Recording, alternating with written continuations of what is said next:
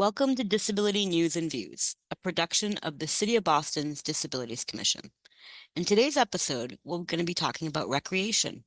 We still have a few weeks left until summer comes to an end. So in this episode, you'll be able to discover information and resources about the City of Boston's recreation opportunities, so you can get some enjoyment in these last few days of summer 2024. In today's episode, Commissioner McCosh will be speaking with the City of Boston Parks Department. Did you know that the City of Boston has 217 parks and each one has something different to offer? If you didn't know that, you don't want to miss this episode today. We also have a great community guest, Ray Grandoit, that we're very excited to introduce you to. But before we speak with him, we want to take a moment to let you know about an exciting program for all adaptive cyclists. The Boston E-Bikes Incentive Program is providing a discount voucher towards the purchase of an e-bike. This program aims to reduce single occupancy vehicle trips, encourage active living, and improve mobility for the residents of Boston. Vouchers can range between $150 to $2,400. The aim of the program is to reduce the cost of purchasing an e-bike or cycling safety equipment for eligible residents. So adults with disabilities who live in Boston, if you are looking for an adaptive e-bike or powered wheelchair attachment, you can submit an application for this incentive program until September 5th. Want to learn more? Please visit boston.gov/ebike, and you'll be able to find lots of information about the program as well as an application. But if you have any questions, please email ebikes@boston.gov or call 617-635-4680. Hope lots of our viewers get to check that out. Now, let's dive into today's show. So with that, we're going to get started. And Ray, welcome to the show. Thanks for having me, Colleen. Oh, thank you for being here. I know our viewers are going to be really interested in getting to know you. So let's just start it off with telling us a little bit about yourself. Absolutely. So, like you said, I'm a resident of Hyde Park, Massachusetts. Born and raised from a Haitian immigrant household. Got paralyzed at 14 years old due to bacterial spinal meningitis, which left me paralyzed from the waist down. So, using a manual wheelchair for about 27 years now, and graduated from Oklahoma State College on a wheelchair basketball scholarship. Um, Athlete, love to play basketball. Also an entrepreneur my whole life. Coming from a immigrant family, learned to make things happen and provide value in the community. And I think Wow. that's about it. Well, that's a lot. You're very active, and you mentioned that you have a history with like wheelchair basketball. So I know a lot of our Boston parks have basketball courts and different things. Are there any specific parks that you like to visit for like a pickup game or things? Mostly I went to gyms for the most part. However, just like with friends, I have went to a few parks just to shoot around, growing up.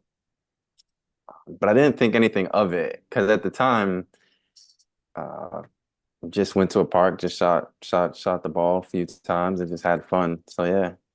Yeah, that's what the parks are all about. Yeah.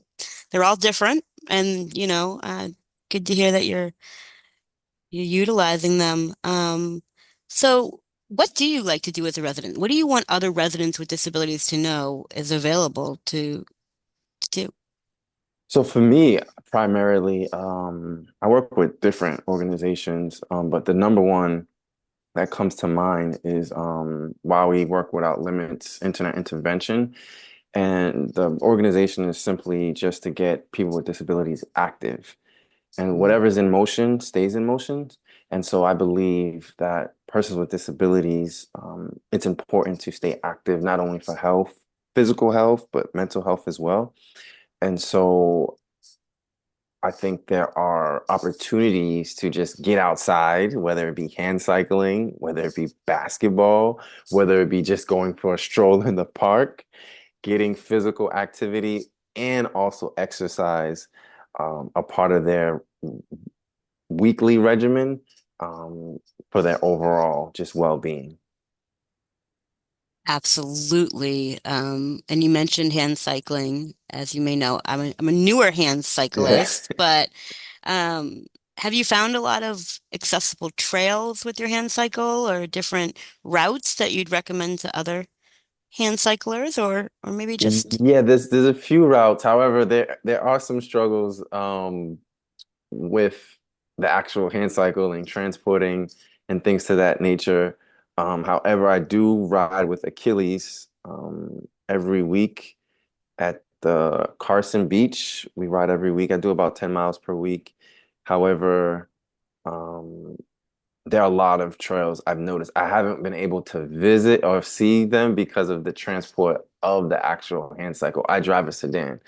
gotcha. So you Yeah. can imagine trying to get the hand cycle Yeah. and transporting it everywhere. It's a little bit of Yeah. a doozy. That makes sense. And I have heard of a walk Achilles doing walking groups, hand cycling Yeah. groups on Casson Beach. And I haven't checked out that trail myself, but is it fun? Yeah, absolutely. Okay. The scenery is beautiful. Actually, that was well, it's been quite some time. Was it 2 months ago? 3 months ago. It was a few months ago, my first time because they switched the location. At first, it was in the Espionage Hmm. Tuesdays and Saturdays by Newberry. And now on just Saturdays, we do the Carson Beach. The view is beautiful. The weather, it's beautiful. It's a great experience. And even the Esplanade, there's so many diverse people runners, cycling. It's a phenomenal experience. Absolutely. The Esplanade, Casson Beach, those are Yeah. great locations with very accessible trails, whether you're on a hand cycle or Yes. a manual wheelchair. I also I don't know about you, but I find that sometimes, it's wide enough so that people can go at different paces and just enjoy. Are there other locations that you think our viewers would want to know? Those are the only ones I know of that I actually visited. I researched a lot, but I wasn't able to actually go on the hand cycle. I go to. I mean, I've been to Jamaica Pond. That's really a really one I've gone to That's before. another I great love I one. love Jamaica Pond. Man, what's another one? And Jamaica Pond has an accessible fishing dock. If you haven't checked that Yeah, out yet, I don't know if you're a fisher person, but yes, oh, well I then, do yeah, fish that's too. another feature in the parks. And we're going to talk about this later in the show, but we recently released a map that you can find accessible features at different parks.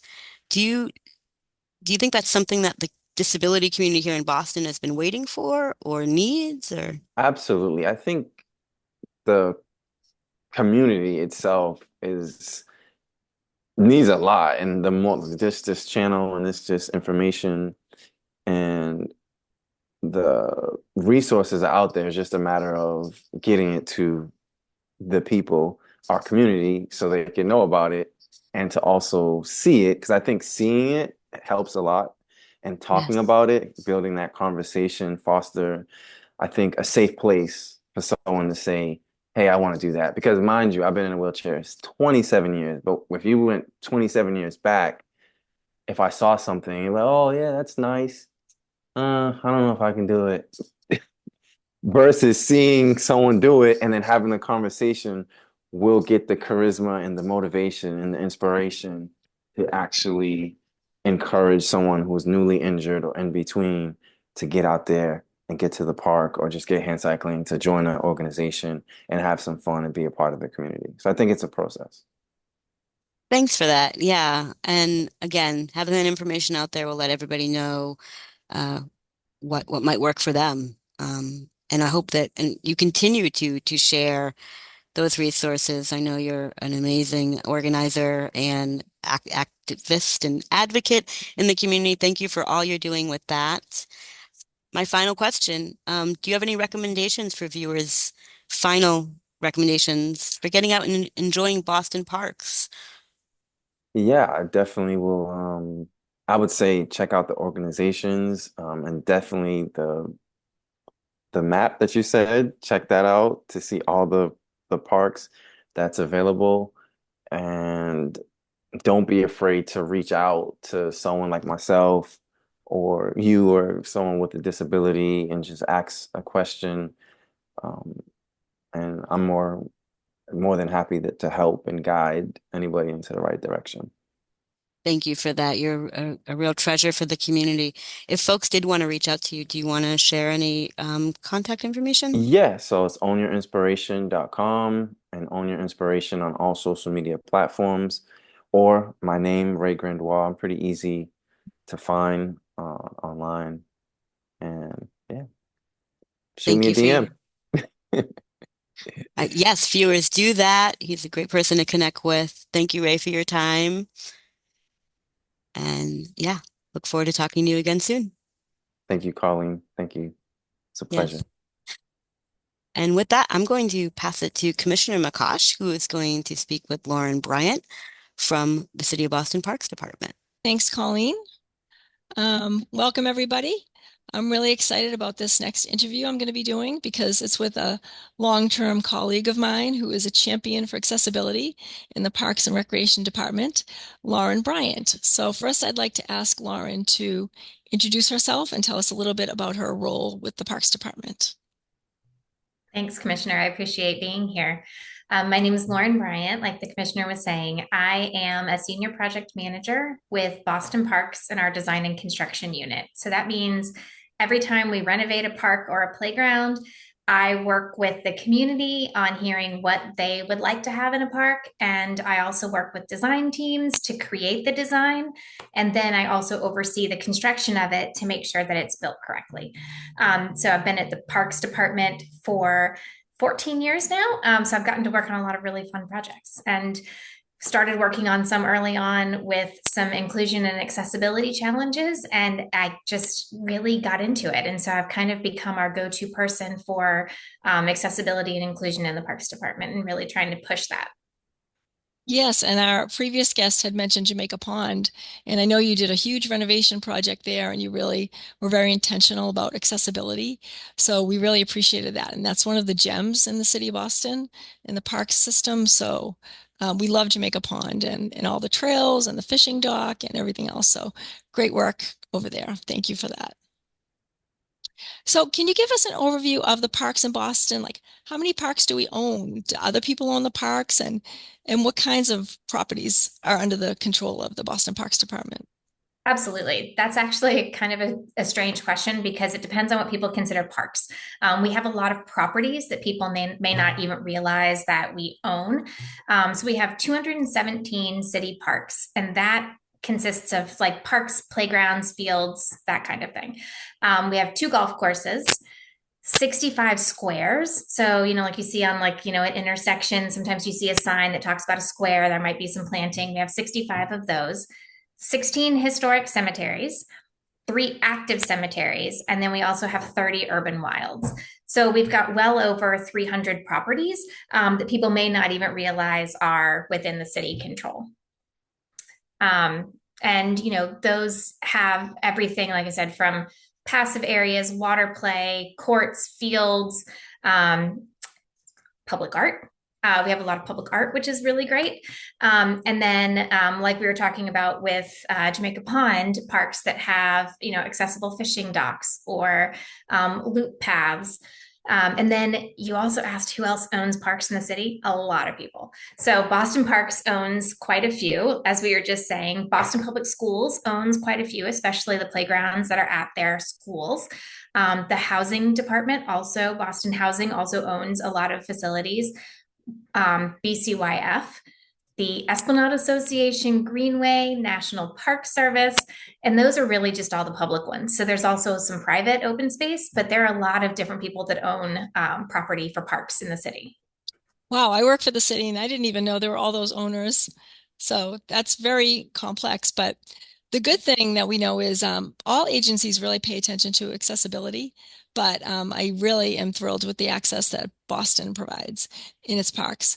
And so, on that note, could you tell us, despite the complexity, like with parks and playgrounds and things like that, how does your department approach accessibility when it comes to parks and playgrounds? Yeah, no, that's a great question.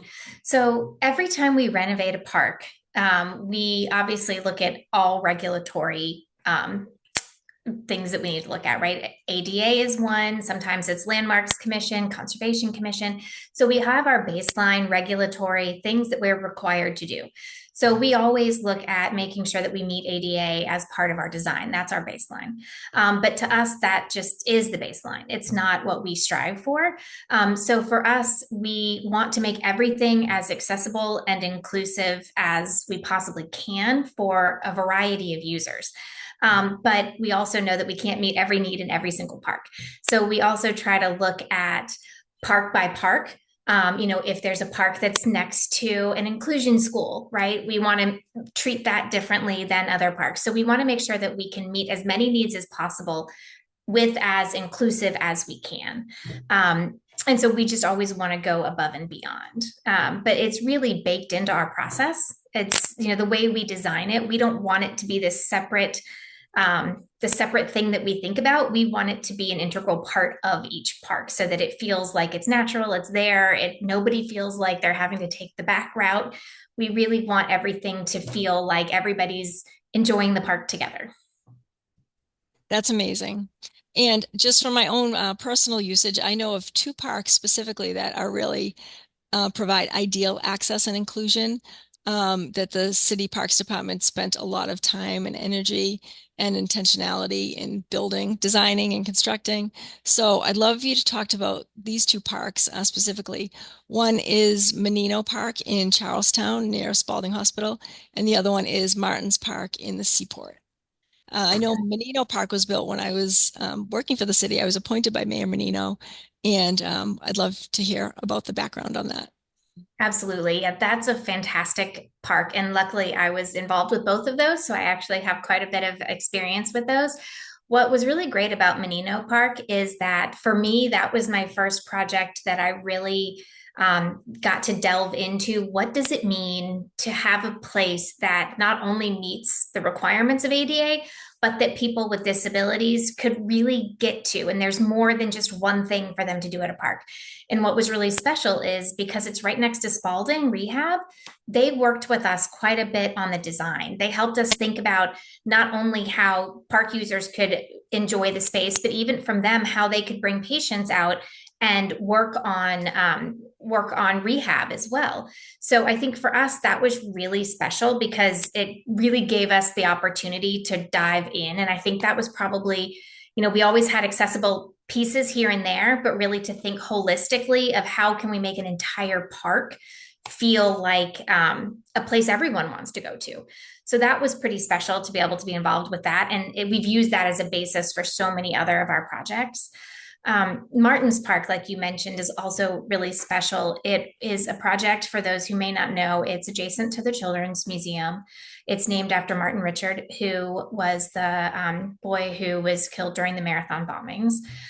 We worked really closely with his family and his siblings to really think about what they wanted in a park. And, they've always been really big about inclusion and accessibility. And so they really wanted that to be a key component of the park. And so we really looked at not only how can everybody get to each piece of equipment, right? So there's that physical aspect of it, right? So we want to make sure that people in wheelchairs, people that have other mobility challenges, people who need temperature regulation, right? All of these different things, how can all of those needs be met? And it doesn't mean that every person gets to use every single piece of equipment. But what we did is the designer actually took and created a map of the park, and they looked at inclusion for every single piece of equipment. And there's not a single thing that we put in there that doesn't meet, the criteria of communication, physical needs, sensory, all of those things. We looked at how each of these pieces could be inclusive and accessible. And so that also was an opening for us to say, it's not just about one piece. it's not just about how one person can use it. It's let's make sure that there's a really big variety of pieces so that all types of users can use the park as well. And I think you just hit on a key note, which is what my department works on all the time. 35, 34 years after the ADA was passed, we know accessibility is usually a baseline in new projects, but when you talk about real inclusion, things like that are so important. For our viewers who might not know, I use a wheelchair myself, so I know the difference between having to go in a back route or a different gate at a park as opposed to everybody else, and being able to all enter together. And it makes a real difference, especially when you're with a group or with little children. They don't know why you have to go to a different entrance and they'll want you to come with them. But if there are stairs leading up to a certain entrance, you have to go around the block or things like that. And then another key point that you touched on is communication. And we know that a lot of times when people think access, they think wheelchair, and that is a big piece of it, but it's not the only piece of it. So when we talk about communication, we talk about sensory disabilities, children with autism, things like that. And it's so exciting to hear that your designers look at every piece of equipment, and it may not be wheelchair accessible, but it may work for someone who has autism or someone who is blind or things like that. So I was going to see if you could tell us about some work you've done with communication boards, specifically explain what they are and tell us what work you're doing with them. Absolutely. So I'm very excited. This is something new that we're looking at. We haven't put one in yet, but I'm working with a company right now who create communication boards. And what they are is a sign, a decently large sign that has colorful icons and words on the sign for, you can use them in libraries, you can use them in schools, you can use them in parks, you could have communication boards in a lot of different places. But it's mainly for users that are nonverbal, whether they're permanently nonverbal or whether it's intermittent. They can come to the sign. They can point at what they want to do. There are verbs, there are nouns. There's I'm happy. There's I want to go home. I want to go to the swings. I'd like to have a snack. And so it allows users who can't verbalize what they want to do to point at a sign and be able to then interact in the space, in our case, a park. So what we're looking at is creating a standard City of Boston communication board that is used in our playgrounds. We have the ability for each one to customize it. So if there's special pieces of play equipment or a special accessible component, we can put that icon on there too. And so we're hoping to roll that out in the next year. I think the first park that we're looking at using that in is Clifford Park in the renovation that we're doing there. But I'm really excited about that because it really will expand the usability and not just the enjoyment of one child maybe playing, but it also would allow the children to work together. I think one of my favorite stories, if we have time, is at Menino Park. When I was there with my son, when he was younger, we were playing and he was at the accessible carousel. And there was a child in a wheelchair. Our kids had never met. And they were over there together and they were talking about it. And they were saying, how does this thing work? And they looked at the diagrams and they're both younger. They couldn't read. And they figured it out. My son was helping this child get into the accessible carousel. They put the bar down and they played together. And I loved the fact that it gave them an excuse to, experience working together on that. And I think that's one of the things communication boards can also do is allow not just a child to express themselves, but children to interact together. Yeah, that's a great story. And really, that's the point of playgrounds is bringing kids together and, learning, developing new friendships and, really making Boston a place for families. So we love stories like that. So another thing that you work on, I know you work on accessibility like on a systemic level. So you look at every park for its individual features, but you also have a basic idea of what you want to do. My office does a lot of work on systemic access to ensure that other departments, all the work they do is accessible, like the Public Works Department, when they build new sidewalks and streets, the planning department when they, construct buildings and things like that. And we have what we call an accessibility checklist. So designers and contractors have to look at the checklist and make sure all the things are done to increase access for the project. So I believe you're working on a similar type tool for the Parks Department. Could you tell us a little bit about that? Absolutely. So, because of the fact that ADA is baseline, right? This is something that I wanted to think about, which is which parks are designed with inclusion in mind. So, which of those goes above and beyond what's required? And so, Andrea Patton in your office shared with me the age-friendly business checklist. And as that's a really great starting point. And so what it does is it has a checklist that's like all of these things are really great. And for our park to be considered designed with inclusion in mind, it would have to meet certain criteria.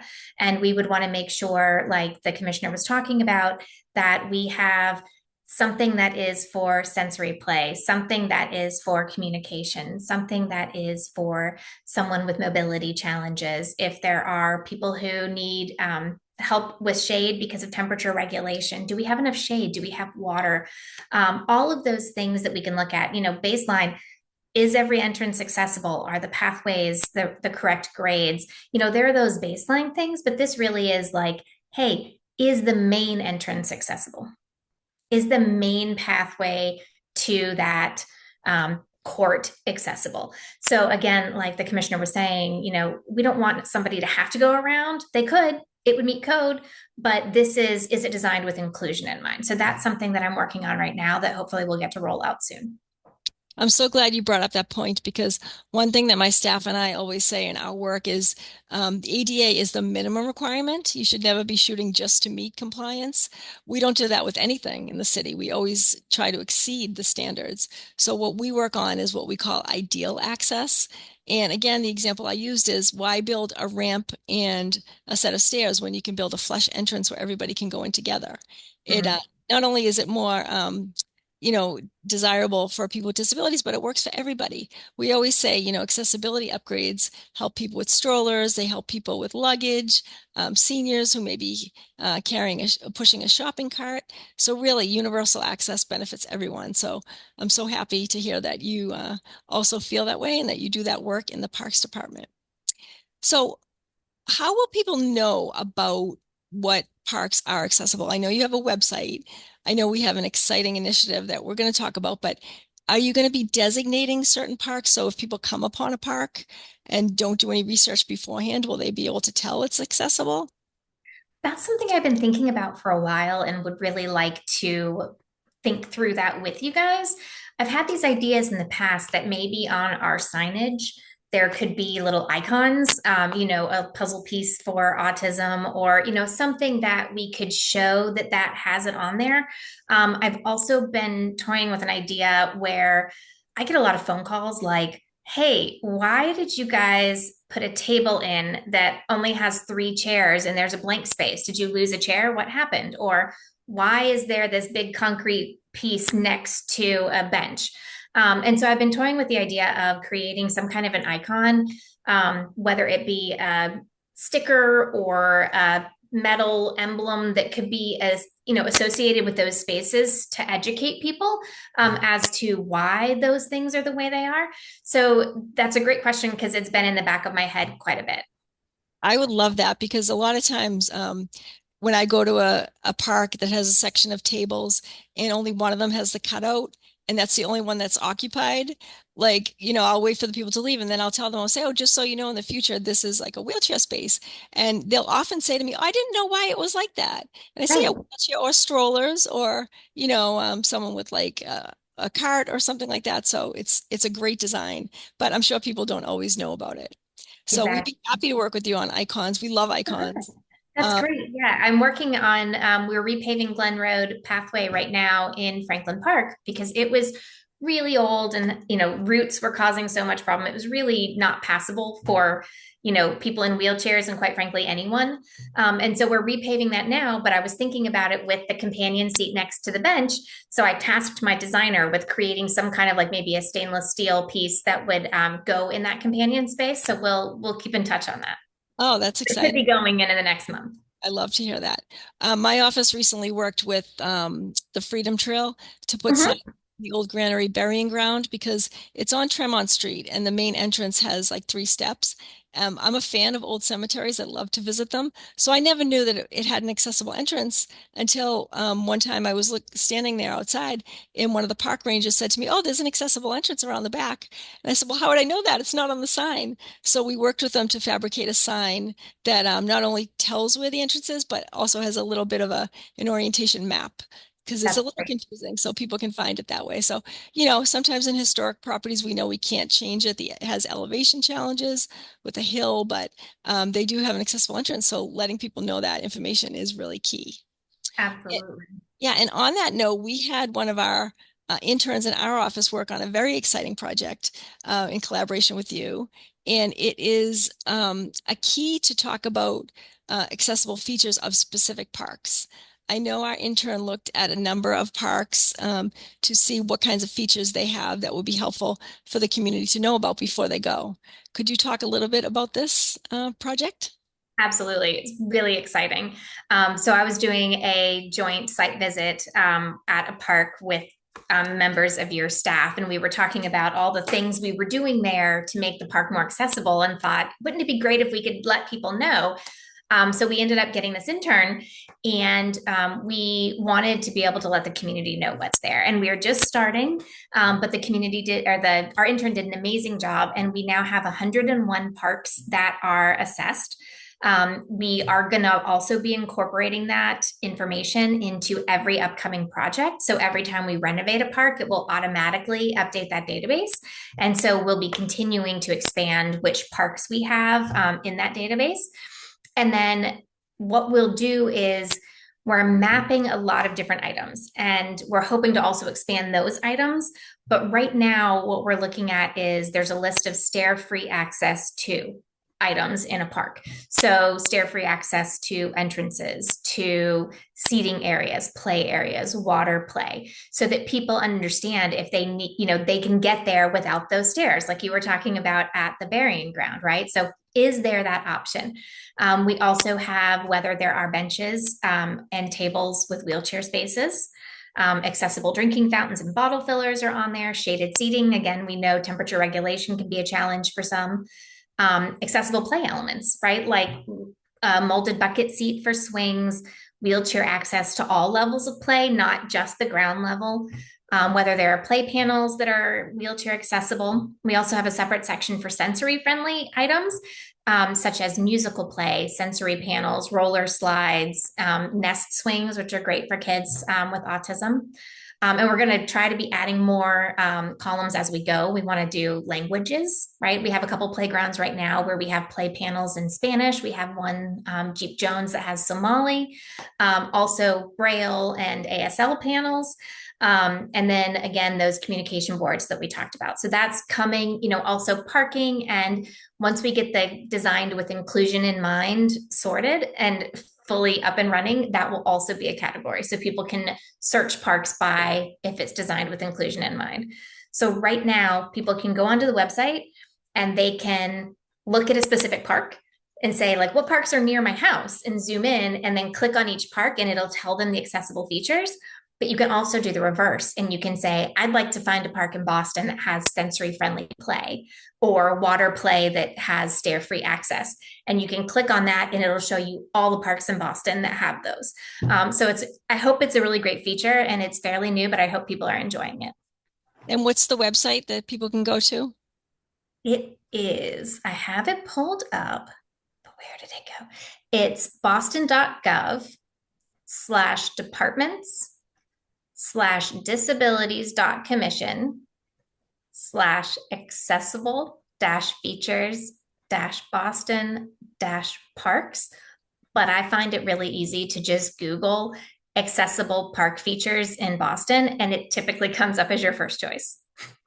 That's great. And also to let our viewers know, you can also type in boston.gov/disability. That's our homepage. And then if you scroll down the page, there will be a little square that says accessible park features in Boston. Perfect. Yes. That's Right.